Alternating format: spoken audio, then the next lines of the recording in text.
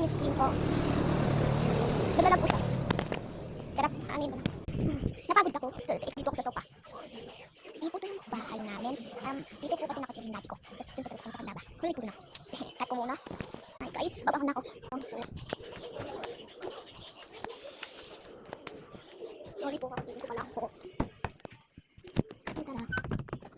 Walang pa akong pagkain. Sorry po, kumakain pa po akong mali. Mga kapatid ko po talaga ito. Kung kapatid ko po talaga ito. Yan. Malitan. Laki nyo na. Tapos meron din akong bravo. Tapos chocolate po, mamayang gabi. Yan, nagkakagising ko pa lang po ulit. Dahil natulog ako kaya ako katinat. Kasi napagod ako ng part 1. Tingnan niyo po yung sugat ako. Kahapon. Yan o. Ito po.